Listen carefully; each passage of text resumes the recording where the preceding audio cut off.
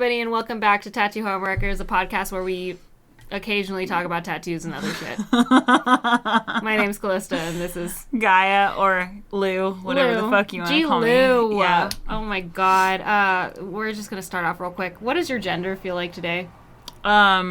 Okay, so just to preface, we did talk about this a little bit beforehand, and we just happened to feel the same way today. Yes. Which is also really funny, because we're also both wearing the same, kind of clothes. Of course. But I feel like a slug. Like a straight up slug, just... That's what your gender feels like today? Yes. Wait, yes. Is that your slug? It's my slug face. Nice, I'm okay. a slug. Yeah. You don't feel like a human? No. Pure slug? No, I don't. I'm like a Barbie doll. I don't have bits. Yeah, totally. I'm just a slug. I don't know if slugs have reproductive organs, but I've never thought about a slug's reproductive organs. I also haven't. Yeah, and so I feel like a slug. Let us I'm know not in the a comments human being. what a slug's reproductive... Or if you know someone that knows everything about slugs, I'd love to have them on the podcast so they could teach us about slugs. Totally. Or if you know a podcast about slugs. Well, my gender today feels like, again, we didn't talk about this beforehand. We didn't plan this. Yeah, we didn't plan it. We just happened to have... We did talk about it beforehand, but we just happened to have similar genders today. I feel like a snail that's been salted. Mm-hmm. I feel like a snail that some kid threw a fucking salt packet on. I don't feel human. I do feel attacked. I do feel like I'm melting. What if you put a sugar packet? Would they like that better? I don't... so we talked about it a little bit too. I think slugs, or snails, I don't know, they're kind of the cousins, right?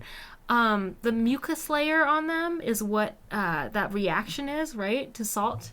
Caboose, do you know? I'm going to say they're homeless snails.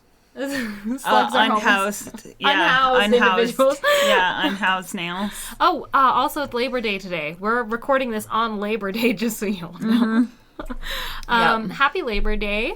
We were planning on talking about emotional labor and what that looks like and what that is. So if you're not familiar with emotional labor, we would just want to talk about it. So if you were to define emotional labor... What, you put me on the spot? I don't even have my fucking phone to give you the proper definition. Well, here's the thing, right? We're both fucking tired. Again, welcome to Tattoo Homewreckers, a podcast where we sometimes talk about tattoos and other shit. That's what the intro is today. I don't have the definition either. Okay. I just wanted to go off on our personal definitions. My personal definition for emotional labor is... Sure. Okay. Is that I'm doing everything for you. Mm-hmm. That's what emotional labor is. I'm a human reminder calendar. Mm-hmm. I walk around and I note all these things, and then I have to store all these things to tell you what the fuck you should be doing in your life. So that's emotional labor for me. Should I start off with my personal definition? Yeah. Okay. Did you just see the actual definition? Yeah, I did. It's everything. My personal definition of emotional labor, if I were to say it, in context to what I've experienced, is the fact that I am carrying your emotions in a situation where you should be able to do it yourself. And or situations where, again, there's certain situations where I'm fine to shoulder people's emotional. Mm-hmm. We talk about it a little bit in previous episodes, but it's been a long time. If we were to conceptualize it, let's just say it's a backpack, right? We're both on a hike. And I need to carry your backpack for a little bit. I'm fine to do that, as your friend or as your partner for however long. But if it becomes a habit, that's when it becomes real labor. Yep. So if I'm constantly carrying your emotions and I am playing therapist along with being your partner, that's really hard emotional labor. Now, the actual Google definition, I just said define emotional labor. Emotional labor, it's a noun. The mental activity required to manage or perform the routine tasks necessary for maintaining relationships and ensuring smooth running of a household or a process, typically regarded as an unappreciated or unacknowledged burden borne disproportionately by women. Yep. God damn, that's a good definition. Yep. Fuck, that's literally what emotional labor is. So, we want to talk about it. We want to talk about, emotional labor on Labor Day. Welcome to the Emotional Labor on Labor Day episode. Why don't you start us off? Okay, I'll start us off. Because this was your idea. It's a genius idea. It was my idea. For today. Emotional labor. It's hard, obviously. It's difficult, especially knowing... shout out to Google for quite appropriately talking about how it is disproportionately affected Women. Because I would also like to add the caveat Yes. in there that it's also disproportionately affecting people of color, because it comes back to that concept of that, like, with racism, we always turn to the person of color and saying, hi, how do we fix this? And that to me is that putting the emotional labor on them Yeah, to totally. be like, hey, tell me what I should do, which is when someone's like, tell me what I should do, that means the emotional labor is going on them. So I feel like that's the only thing Google is missing, is that it's disproportionate to women, but also people of color. well, So thank you for putting that caveat in there. I really appreciate it. Yeah, that's everything. My therapist is very big on reminding me that I am a woman of color and like that my culture has affected me because for some reason I have shunned that part of me, which kind of makes sense because I live in a very heavily saturated area of white people. yeah. But bringing it back to emotional labor, if I were to talk about it in my own experience. Also, if you hear sounds in the background, it's because we have the house open. Deal with it. I'm so sorry. I know it's a podcast, but our neighbor's working on something. Yeah. Who knows what it is? What did you say his table saw was? What I did said you it call was a saw tool thingamajig or Yeah, something like that. a saw tool thingamajig. So if you hear that in the background, that's why. If you don't hear it, then you just got to hear her explanation for a table saw. Yeah, exactly. I am not... Okay, I'm an emotional labor girly. I am not any other labor girly. You are not a physical labor girly. No! Yeah. Don't make me do that. Although I do... I love that you say don't make me do that, and I pull you into so much physical labor. I'm fine with... When we just a side piece also on emotional labor, when Yeah. we redid Mark Studios, when we redid that entire lobby. I'm fine with that. You know what? I actually... Here's the thing. I really love... I do like assembling furniture, even though it can be really frustrating. I have so much pride walking up to my vanity that I've assembled myself into my room, knowing that your girl made, in air quotes, that table. I'm really happy about it, okay? I didn't make it, no, but I put it together. You and that makes me assembled happy. it, I yeah. assembled it. Makes me happy. I have a lot of pride putting my drink on the shelf that I hung up. Am I stressed the entire time I hang up shelves? Yes. Am I still proud of it? Yes. So that's besides the point. If I were to talk about my instances with emotional labor, I would say that it is the cause of a lot of the endings of my relationships with, like, romantic relationships with people and also friendships with people. Woo! Sorry. We just hit that right. We just went straight for the jugular there. Okay. Totally. I would say it's I'm on this ride. the main cause because Yeah. even if you were a good person that I have dated, unfortunately, I cannot carry the burden, or not even dated. I'm also going to put it in friendship tense. Someone I've been friends with, and I ended things. A lot of it has to do with the fact that I had to coach you through helping us and helping me in my moments of weakness. And that's hard because when you are in a place where you want to be emotional, you want to be seen and you want to be heard. And even though it takes a while for someone to get to that point, I feel like I've had to battle a lot of people's like opinions on my feelings. And I don't need your opinion on my feeling. The fact that my feeling exists is something that you should be like removing yourself from. You don't have to tell me if you disagree with it or if you think it's wrong or whatever the fuck your opinion on my feeling is, because you posted a reel that spoke to me. And it was this woman saying that, like, here's the thing, like, I know that you hurt my feelings. However, you was telling me, what was it? Do you remember? I'm, like, struggling Not through it. exactly. She was like, to be honest, I wouldn't be allowed to have a lot of feelings if it was determined by you whether or not they were accepted. Does that make sense? Yeah, absolutely. Yeah. Well, I think you said it perfectly before, where it's like, hey, I have to play therapist. It's like, I am not in these sort of relationships when you are carrying the large amount of that Right. emotional, like, mental load. You do not get to just feel things because you are already future casting, like, so when I say how I feel about this is probably how they're going to react, so I need to make sure that I have this, like, you tend to have the, like, discussion 15 million times in your brain before you actually have the fucking discussion, because you know that you're going to have to carry that person through that conversation. Yeah. So in that case, it's not just a, hey, I've got your pack and I'm carrying your fucking pack of, like, daily activities.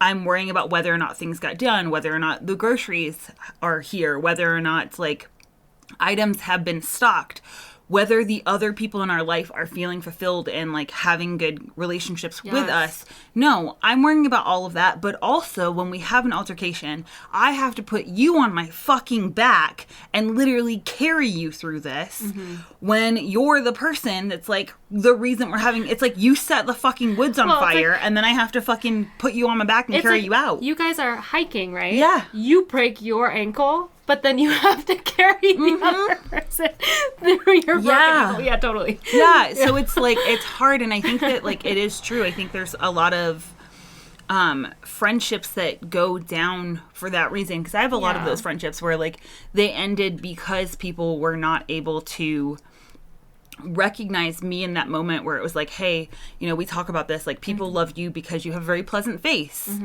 and they want you to always be pleasant.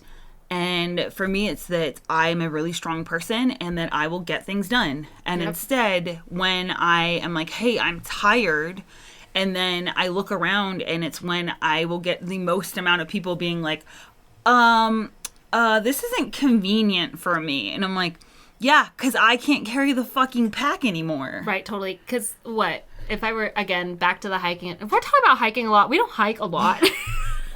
Not a lot. We haven't been on a hike in years. In a minute, yeah. Yeah. But, like, if, again, we were putting it back into analogies, people like me most because I capture the photos of them hiking. I capture the beauty, the pleasant version of the hike. I get the shot, you know, and then people like you the most because you pack everything. Yeah, I plan the hike, I pack everything, I figured out the best route, and then you figure out what we're eating for lunch after that, and like all this shit, right? Like it's all that, and then the second that like, oh yeah, no, my hand's broken or whatever the fuck, I can't take pictures anymore. People are like, ooh, gross, no, don't like that.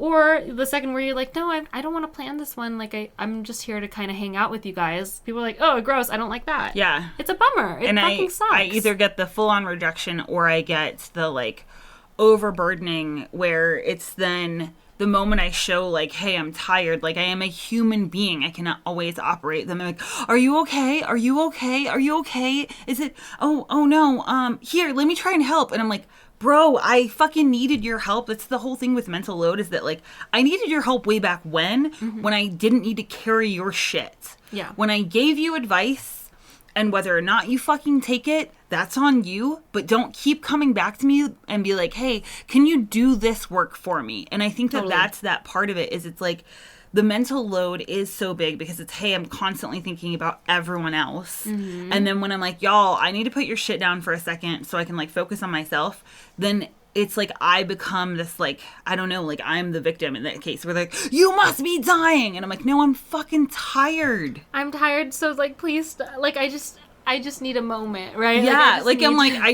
it's just my ankle is twisted. I just need to rest for a couple of minutes and I'll be fine. Yeah. But instead they're like, you're gonna die! Well, yeah, that's also hard. I've had that in relationships before where it's like, oh no, now I'm having to coach you through my pain.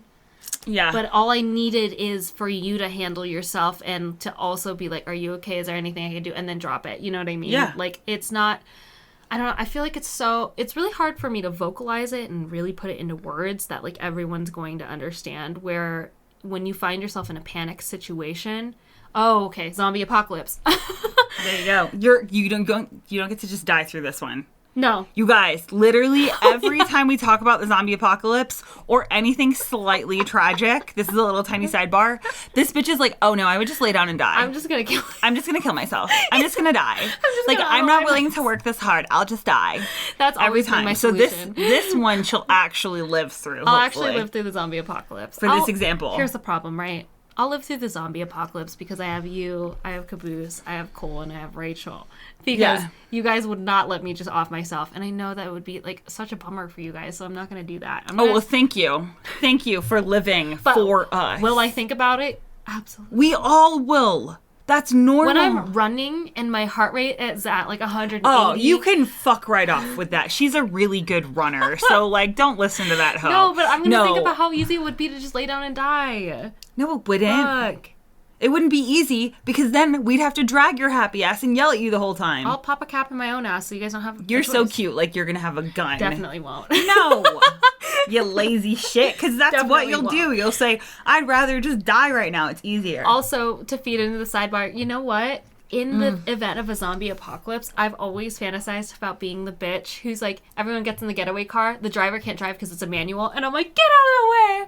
And What was that? get out of the way! I'm driving us, and that would be such a... But here's the problem, right? Sure, I can drive a manual. Would I be able to get us there efficiently? Hell no. But, anyway. Talking about, you can read my directions. Okay. So when I say turn your way, because I would obviously be shotgun. Yeah, totally. Because I've got, I don't know, because Cole and Rachel might have better navigation skills. I know Caboose does not. He, like you, cannot tell. I cannot remember north, south, anything. east, west. Like, no. We have mountains all around us. For anyone who listens to this not in Reno, Nevada, and like neither one of you can fucking tell like what way is north. It's very easy. Easy. It is. We also have giant like casinos and hotels that are like beacons of like, here, that's where that is. And then they will point and it'll be the ass opposite direction. If you've ever been my friend, you know this is so real because people will be like, where do you guys live? And I'll be like, I don't know. Somewhere over there. By this place? I don't fucking know, dude. I really don't. That's the best part. Stop asking. Is you ask her and then she acts offended. Well, yeah, because I'm like... It's my favorite. How am I supposed to tell you? Yes, I've lived here my entire life. No, I don't know where the fuck I'm going. But... Yeah, it's amazing. What was I going to say? Zombie apocalypse. Zombie apocalypse, example. Panicking. Yes. Look at Okay. it, we came back. We came back to it Cole full will be circle. proud. Thank you. Anyways, full circle event. So when you are having a moment of despair, right? You need to trust that that person you're confiding in, or like at least like trusting enough to show that you're in despair, can handle themselves. It's like the zombie apocalypse. You're panicked, and I don't know. We'll just say that like in the zombie apocalypse, like your fucking best friend died, and you're really upset about it. Or, like, your best friend got bit and you had to, like, you know, murder them because they were going to turn into a zombie. Your partner, who has not been bit, you need to trust that they're not going to panic and be like, oh my god, this is the worst thing that's ever happened. Oh my god, how are we going to kill them? No, shut the fuck up. Deal with yourself. This is harder on me because this is my best friend that I'm having to kill because their dumbass got bit. Shut up. Go in the corner. Figure your shit out. I have to deal with my own emotions with this. That's the problem, right? It's like a lot of people will like project their, I don't know, panic-iness. Well, I think a perfect example, I'll use Caboose and I because we were talking about it earlier, is that like, and like you were a great example in that as well, that like when I reach these levels, because if you guys have paid attention to my social media, you know I'm stressed out, moving is stressful, there's a lot going on, there's a lot of fucking balls up in the air. Oh, God. There's a lot happening right now. That's why we're... So, welcome to Tattoo Homewreckers. Yeah. Fuck the intro. So, I get to these points where, like, the workload is so much and so much is weighing on me that then all I want to do is vent. But for him, venting means that, like, it's a shortcoming on him. So even when I'm not talking about it, like, I literally talked about this podcast having to, like, be a reminder. And then I was like, fuck, Callie's at work today because it's Labor Day. It's our technical day off because it's a fucking Monday and this bitch is at work. But then I'm like, oh, I have to remind her that we need to record the episode so we can get it out today. So then I'm like, fuck, I have to be like the bearer of bad news because she's probably going to be tired and I have to tell her this. And then he internalizes that and is like, oh, that's a shortcoming on me. And I'm like, what the fuck are you doing? I don't know. It's not a shortcoming on you. Like, I'm venting. Whereas I vented to you that same way. And because you do not take that emotional load on to be like, oh, man, that's my fault. That's a shortcoming on me. You're like, yep, sucks. We still got to record. I'm not supposed I'm going to have a drink. You want a drink? Let's fucking do this thing. Yeah, I know. And Let's you put our heads didn't down and do it. take it to say, hey, that's a shortcoming. And I think that's like one of the biggest differences is in friendship as well, because I've had numerous friendships that did not last because then I'm like, but you take this as a shortcoming on you instead of just like, hey, I'm venting. I'm a verbal processor. I need to say stuff to get it outside of my body. And then all I need you to do is go, yeah, dude, that sucks. And then I go, all right, thanks. I feel better. Perfect. Well, that's the thing, right? I mean, it's a whole thing of not having an opinion on your emotions. My opinion does not fucking matter when it comes to what you are feeling because what you are feeling is very real and it's very like all of your emotions are so connected to our bodies, you know, like you feel stress. When I feel stress, I feel it build up. It's weird because it rises up from the void in my stomach, weirdly enough. So it comes from nothing and it is a marble that expands to the size of an elephant when it travels up my chest. Does that make sense? Yep. It's fucking huge, right? And it's very real. And to have, I don't need an opinion on that. Yeah. Don't tell me your opinion on what I'm feeling. Yeah. Because I'm experiencing it No, in real I just time. need you to fucking be like, hey, that's valid. Well, yeah, to And look that's at the you and be like, difference. oh my god, that fucking blows. Yeah. Like, you got bit by a zombie. But you don't take it personally, and I think that's that biggest difference, because it's like you don't take it personally. And so like earlier when I was complaining about podcasts, then he instantly started like getting stuff ready, and I'm like, I'm not asking for you to do stuff, because then it in turn makes me feel passive aggressive to be like, no, I'm complaining, but I'm not complaining because I want you to do something. I just want you to be like, that fucking blows. You're right, this whole weekend slipped away from absolutely. us. Like, Yeah. we had plenty of opportunities to record and we didn't, because the whole weekend just slipped away, and then you just realized it's Monday. Time blindness sucks. 100%. It's a real thing. And then, of course, Done. like, I had work today. Yeah, and then you have knew work. that, like, it was going to stress me out. Yeah. And I was like, you know what? I have a game plan. We'll fucking do it. We'll talk about this. Yeah, and I think that like that's that like big And yes, difference. it does suck is being that, a reminder for everyone. Yes, it does suck. That is awful. I'm so that sorry. awkward that laughter. It does. It does. It fucking blows. Having to verbally tell people, like, hey, this is this. I don't know if you've thought about it. And me awkwardly, I've kept this to myself. Yeah, I've thought about it. I just haven't said anything. Because it sucks being a reminder. It really does. Yeah, So that I makes me appreciate feel you. better though. It that really like does. people are thinking about it. Because Caboose said that too, where I was like, you don't ever think about this? He's like, I do, yeah. I I'll be like, I just didn't say anything. what? Why? You just I don't say know. anything? Yeah, you're like, you just don't say anything. He's like, no. I'm like, what the fuck? We need to say stuff. And like, yeah, but yeah. But that right there, and it all depends on like what you need in those moments. Because for Totally. me, that's all I need. Like, I'm aware that I am a workhorse. I am always going to outwork you. Yep. I'm going to and like that just Yeah. goes for anybody, honestly. Like, if that's offensive to you, I'm really sorry. But like, that's the case. Like, when we talk about Ted Lasso, I want to be Healy. I want to be fucking super awesome, bubbly, hard worker, but still has a life. No, I'm fucking Rebecca, whose entire character is built around her job. Yeah. And like, that's it. And that's me. I'm a workhorse and I'm happy working and all that. But then when I do reach those levels where I'm like, fuck me, this mental load is too big because I have too many balls that I'm juggling, then that's when, for me, like that distribution of mental load really matters. Yeah. But it's like the other day, can I share this thing that I heard you say on the phone? Probably, yeah.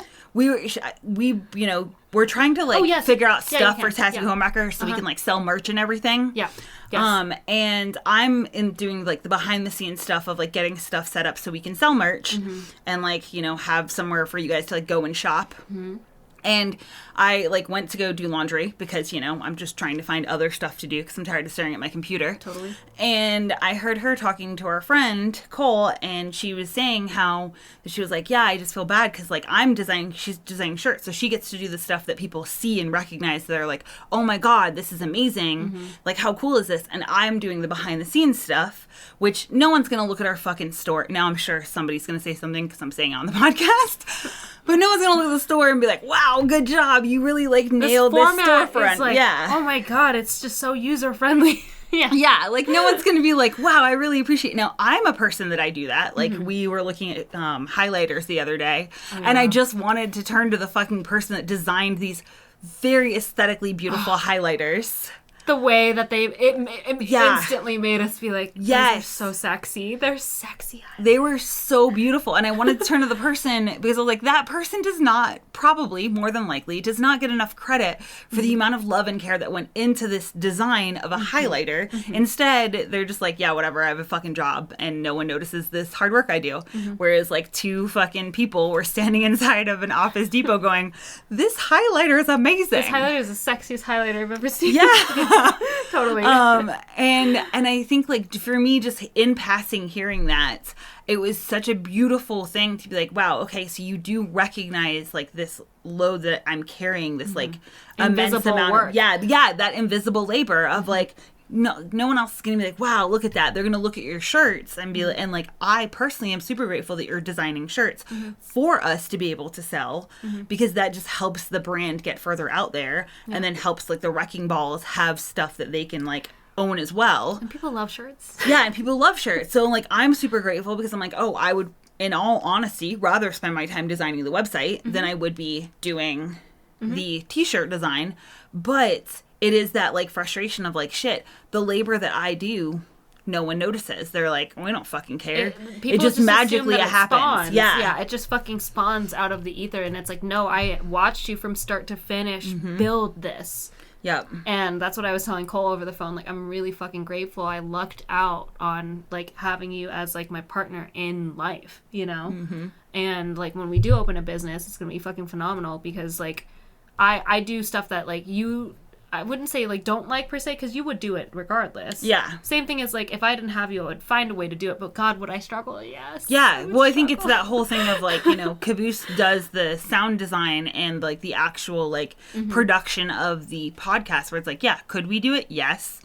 Would we not have fun? Yes. Yes. Would it be awful so and hard. miserable? Would you guys not get such consistent episodes? Absolutely. Because that part sucks. And I think it's one of those things of, like, part of acknowledging that, like, invisible labor is really actually taking the time to see it. Because, like, that's been the biggest thing for me is, like, in our lives, we are very verbal about it. In, like, our pod, we are all very verbal about, like, seeing something that someone does and verbalizing it and being like, hey, this I acknowledgement's noticed that really you important. did this. Thank you so much. Yes. Yes. And absolutely. I think that that's, like, those things that really matters, because that's the part that, like, when you do reach this, like, level of burnout where I'm just, like, for me, I withdraw in, where I'm like, I'm not seeing anybody. I'm not going out. Like, I don't want to. Like, my body physically hurts. I physically hurt. Like, I'm just tired and exhausted, and I don't have the energy for, like, any other person. And it's honestly mostly because, like, in most other relationships, I'm carrying that load. Or when I have times like this, when I withdraw in, people freak the fuck out. So then, because they're freaking out, I inadvertently once again carry that load. Well, it's more work for you then. Yeah. Again, it's like, it's the, I can't have you panicking when, like, I have to deal with this. You know what I mean? Like, it's my burden to carry. Like, I can't see me suffering and have you freak out because your feelings are a lot bigger. Like, unfortunately, there's a time and a place. Yeah. You can freak out and sit with that. Like, that's the thing, right? There was a point in time where our relationship wasn't strong enough where, like, you would tell me these things and then I would take it to heart and then, like, make it essentially, like, your problem again, right? Yeah.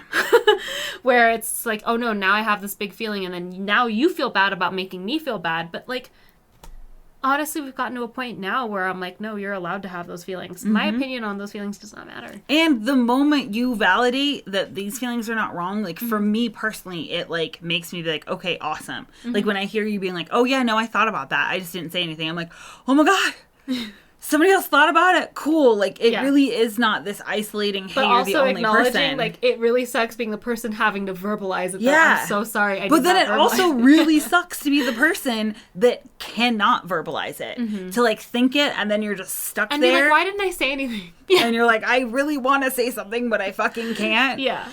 And, like, to me, that's just as awful as, like, for me, like, it's like I have to. Well, it's two different demons, right? It's completely it's the same fucking coin, just opposite sides. Well, Like, okay. We're getting close on time, but I wanted to ask you if you had any advice on approaching an undistributed emotional labor with your partner or with your friend, or, like, how would you... Fuck, dude. Honestly, I want to say therapy, but then that's not really an option with a lot of people. Yeah. I think if it comes down, it's Eve Rodsky, and I can't remember what the fuck her book is called. Yeah. But I'll put it down in the show notes. We've talked about it before. Oh, Fair Play. And yeah, we'll put it in the show notes, the link to it. But I think fair play is super important because it talks about, like, how to broach those topics of, like, the invisible labor. But I think when it comes down to emotional labor, it really is just conversations being like, hey, look, like, this has nothing to do with you. And don't get me wrong, when you are a person who carries a lot of that, it's super frustrating because you're going to upset a lot of people and a lot of people aren't going to stay around. Totally. Because that was, like, a thing for me is that, like, everyone tries to say, oh, it's just boundaries, just have hard boundaries. But the issue with that is that when you are in a place that people, like, for me, because I help a lot of people then constantly want help. And so when I reach this point and I'm like, hey, I have a boundary around this. No, boundaries get fucking bulldozed over so quickly. And though, yes, I get that boundaries are within yourself, it's still just as painful because, oh, like... for sure. Because then it's like, thanks for putting me in this position where now I have to, like, hold that boundary with like white knuckle grip. You know what I mean? Like now I'm white knuckling this boundary, and it sucks because I've already tried to gently tell you that I'm not going to do that, or like that I need time off or whatever the fuck, and you're pushing me to, I don't know, you're backing me into a corner essentially. That sucks. Well, yeah, and I think for a lot of people it comes down to like those kind of like gendered norms of like women, why, you know, Gula says it's mostly on women. And so like it comes down to learning how to have those conversations with your spouse, but also knowing that, like, don't get me wrong, you guys, I think everyone knows I fucking super love and appreciate my husband and that he is like literally one of the very best things in my life. But it's still we're slowly breaking down those norms of like, hey, I'm mad does not mean I'm mad at you. Yep. And that's like the narrative that he's been taught. So it's like slowly but surely like chipping away at that. And if you can get into couples therapy, fucking couples therapy, dude, until you like, and keep going until you find a therapist that like is helping you facilitate those conversations. But it like, that's probably like, yeah, Eve's book was great. And it started to change stuff, like more of those labors done within the household and to give us some new language for that. But even then, like, there's deep-seated, like, things. Because even for me, like, it bothers me still to when he's doing stuff that I'm like, fuck. And those are my demons. And I think it's also being honest with yourself and saying, hey, that was more than one thing. That's okay. But, like, no, it's perfect. Taking inventory of yourself to be like, hey, these are my shortcomings in this. Oh, yeah, taking inventory and saying, like, being able to address, like, again, if you were to pack a bag for hiking, is this mine to carry, or is this somebody else's? Like, is this even my bag? Is my name on this? You know what I mean? I would say my advice for people is to, gosh, I had something really good and then I forgot it. I love that. I was going to say, like, God damn it. It had something to do with emotions and how you react to other people's feelings. Oh, there we go. Hold space for other people's emotions. I feel like as women are taught to constantly, and you can even dive into like the physical attribution of manspreading. As women, we are taught to shrink ourselves and hold space for other people. I'm not ever saying that you should shrink yourself. I am saying that you should hold space for other people and their feelings. Human beings are a lot more complicated than being pleasant all the time, or your relationship with people is a lot more complicated than only liking them when they're happy or when they're useful to you or when they're productive or whatever. Human beings are so much more complicated than that. And my friendship with you, with Caboose, with Cole and Rachel has taught me that, like, gosh, I'm getting emotional, that if people don't want you as a human being, which means all of your happiness, your anger, your sadness, your frustrations, your joyful moments, your silly moments, if they don't want all of it, then address that. You know, address what that means in your life, what place they have in your life. Human beings are a lot more complicated. So when your friend is upset and you have an opinion on how they're feeling, maybe address, am I seeing them as a human being, or am I really only in this friendship because of the way that they make me feel? That's what I would have to say about emotional labor. So, see if the labor's worth it. I'm crying now. No, I love that. I think that's beautiful. Yeah. What's your win for this week? My win is that I changed my social media. It does say G-Lou. So we're slowly inching towards, like, just referring to I refer to myself, I was talking to Nicole about this earlier. I refer to myself as Lou. You know this, because, like, around the house, that's all I ever refer to myself as when I talk in third person. But, like, getting to a point where this identity can also be, like, out in the world and to be able to have other people call me that, because it feels like a very private part of myself. Yes. But I figured that transitional period, because eventually I'd like to change my actual Instagram handle. Yeah. So it just has G-Lou. Fuck yeah. Or probably just Lou eventually, but it'll transition slowly. But that was my big win for the week. That's a good win. My social media now says Lou. So what was your win? My win was being honest with my clients on social media and telling them that my mental health has been poor. And before, I'm a tattoo artist, and people are directed to my page because I'm a tattoo artist. But before I was a tattoo artist, I'm a person. and my mental health does indeed exist. And being honest with them and saying like, hey, yeah, I've been struggling with social media because my posts only perform if I am showing my face. And that sucks. It makes me feel objectified, but on one hand, I know some people are genuinely liking my face because it makes them feel more connected to my art because they see the person who's making art. However, there are a lot of people who objectify me, right? So it's like a double-edged sword. Yeah. And so it's a hard place to be at, but it was nice to be honest and tell people like, fuck, I realized that like none of this actually fucking matters. And I've gotten a lot of relief from it. There's so much release happening with the fact that none of this matters. All I am is a fucking ape with a phone. Who fucking cares? At any point, Instagram could shut down tomorrow and not be useful and not work, and I'd be able to have my relationships with my clients to fall back on. The fact that I've met amazing people and people that I love and people who have turned into my friends because of this career is what fucking matters to me. Fuck the numbers. Fuck the algorithm. Fuck all of that.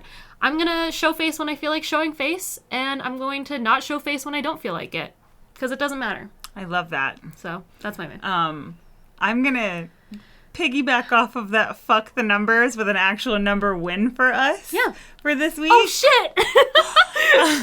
Speaking of numbers that don't matter but really do at the same time. But really are insane. We hit got 10,000 like listens on our podcast. Oh, you guys. Thank you so much. Fucking nuts, because we have been trying to convince ourselves that like somehow 9,000 of them have just been like us. To be clear, I don't listen to our podcast. So it's getting no fucking listens from me because I just can't. It feels weird. I listen to it occasionally. She does, yeah. But yeah, thank you guys so much for that. That's fucking nuts. Thank you for numbers that don't matter. That actually, thank you so much. It that's the problem, right? It doesn't matter, but it does at the same time. But like, regardless, I'm so fucking grateful. How the fuck have you guys listened to us? That's nuts. Thank you so much. Yep. Thank you.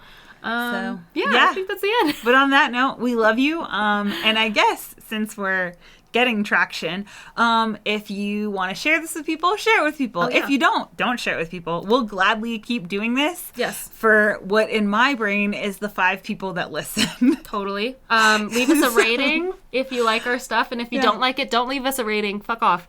Thanks. Bye. Maybe don't fuck off. If you don't like it, but you've made it this far, congrats. Yes, I'm not really sure what you're doing. Hate listening. If you're hate listening, that's okay, because I still love you. So it's okay. You can hate listen. And if you want to listen, or love listen, or just admire listen, because some people don't believe in love, then that's okay. You're still here, and we appreciate it. So we love you guys, and we'll see you back next week for hopefully a funnier episode. Bye! Happy Labor Day.